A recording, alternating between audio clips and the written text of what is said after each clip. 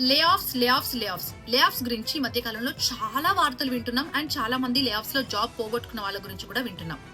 లే ఆఫ్స్ ఈ మధ్య కాలంలో ఎక్కువైపోయాయి. Especially in TCS and Intel లో అయితే లే ఆఫ్స్ లో జాబులు పోగొట్టుకున్న వాళ్ళ సంఖ్య వేలలో ఉందని చెప్పాలి.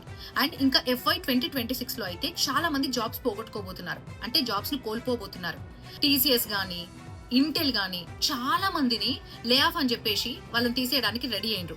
అంతేకాదు వాళ్ళ లెక్క తీస్తే ఆల్మోస్ట్ 12,000 పై మాటే. FY 2026 అంటే జూలై 1, 2025 నుంచి జూన్ 30, 2026 అంటే ఇంకొక 1 ఇయర్ కాలం పాటు 12 నుంచి 13,000 మందిని తీసేయడానికి ఇప్పటికే రెడీ అయిపోయినారు. అండ్ వాళ్ళకి ఇన్ఫర్మేషన్ ఇచ్చిండ్రు కూడా. ఇన్ఫోసిస్ మాత్రం గుడ్ న్యూస్ చెప్తుంది, 20,000 మందిని రిక్రూట్ చేసుకుంటామని.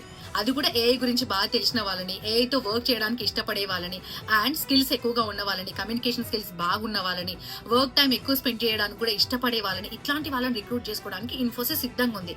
అండ్ ఈ లే ఆఫ్ల టైంలో ఈ రిక్రూట్మెంట్స్ మాట వినంగానే అబ్బాయి ఎంత హాయిగా ఉందో అని చెప్తున్నారు కొంతమంది జాబ్ కోసం ట్రై చేసేవాళ్ళు. ఇన్ఫోసిస్ రిక్రూట్మెంట్ గురించి మీ సర్కిల్లో గానీ, మీ ఫ్రెండ్స్ లో గానీ, అండ్ మీ రిలేటివ్స్ లో గానీ ఎవరికైనా షేర్ చేయాలనుకుంటే ఈ రీల్ ని తప్పకుండా షేర్ చేయండి.